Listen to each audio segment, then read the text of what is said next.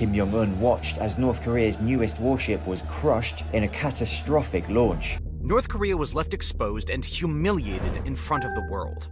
What made it even more embarrassing was Kim's confidence, because the warship, meant to showcase North Korea's strength, started sinking right in front of him. It would be impossible for North Korea to build a ship this quickly without outside assistance. Mike Plunkett is a naval analyst with defense intelligence company Janes. Imagine a warship, 5,000 tons, built to symbolize strength, rolling over during its own launch in front of the country's supreme leader. That's what unfolded in North Korea in May 2025. In that one moment, a regime that thrives on projection and control exposed both technical fragility and a deeper shift in global power dynamics. On May 21, 2025, at the Chongjin shipyard along North Korea's eastern shore, state media said the country attempted a grand spectacle, the launch of a new destroyer of the Chu Haiyan class. According to the consensus of open-source reporting and analysis, rather than starting a proud glide into the sea, the launch turned into an embarrassing disaster. The stern plunged into the water while the bow lagged on land, causing the vessel to tilt and roll onto its side. Even Kim Jong Un was present and observing. Declaring the occurrence to be a criminal act caused by absolute carelessness, he called for the punishment of all involved. Several shipyard executives, including the chief engineer, construction manager, and administrative manager, were detained by North Korea for their positions in the days that followed. Satellite images from the following 2 weeks showed crews attempting to right the ship by pulling it upright with tethers, ropes, and even barrage balloons. Images taken on June 2nd verified that the ship was back in an upright position, even though portions of its bow were still afloat. The ship was later relaunched on June 12th in front of Kim Jong Un, according to state media, although outside commentators questioned if the ship could be completely operational following damage from submersion. What this technical failure reveals goes far beyond one bungled launch. It opens a window into how North Korea is trying to project military power, how it is navigating alliances, and how fragile even its showpiece projects may be. To understand why this slip matters, one must see it in the context of Pyongyang's naval ambitions and its broader strategic maneuvers. For decades, North Korea's Navy has lagged behind, built largely on Cold War-era designs, limited range, and minimal blue water capability. One of its most audacious attempts to alter that narrative is the new Chu Haiyan class. A publicly accessible study claims that this class is outfitted with a vertical launching system and a phased array radar, which are characteristics more frequently seen on contemporary warships. Additionally, it is believed that the vessel is equipped with North Korea's Kumsong-3 KN-19 anti-ship cruise missiles, which are based on Russian designs. However, detractors have long warned that Pyongyang has little ability to fulfill these aspirations.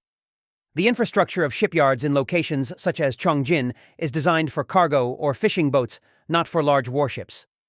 According to analysts, North Korea's rapid efforts to construct, fix, and relaunch this vessel strain the envelope of believability in the absence of substantial outside assistance. Indeed, the very fact that external observers can reconstruct the accident from space suggests how exposed even this isolated regime can be. This story also dovetails with the more opaque but increasingly evident military partnership between North Korea and Russia. Certain elements in the design of North Korea's new warships indicate a high level of Russian involvement, especially when compared to Russia's own Grigorovich-class frigates. The stern here, they have the same basic squared-off shape in both classes. The profile of the foredeck and the bow is the same or very similar on both.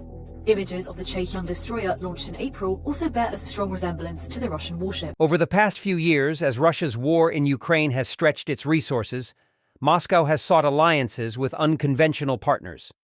In turn, Pyongyang has supplied troops, ammunition, and logistical support to Russia in return for access to military technology, funds, and strategic backing.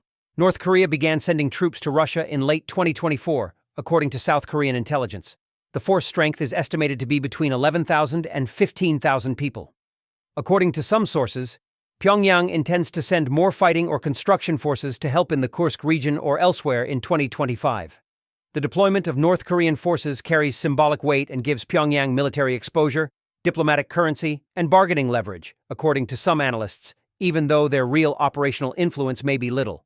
According to reports, Russia has given North Korea sophisticated air defense systems, missile parts, electronic warfare equipment, and potentially more extensive technological assistance in exchange, which would enable Pyongyang to develop its navy, missile, and submarine programs.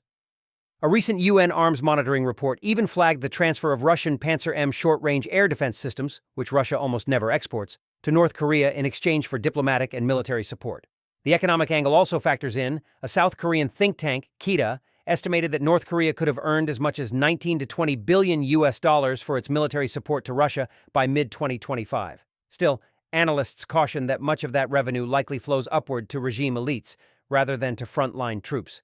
Thus, what looks to be a humiliating mechanical failure occurs when the 5,000-ton destroyer submarine topples over and external imagery compels the dictatorship to disclose repairs.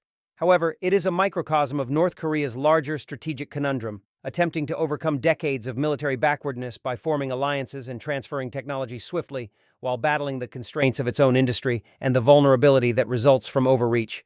A warning to policymakers and spectators is also included.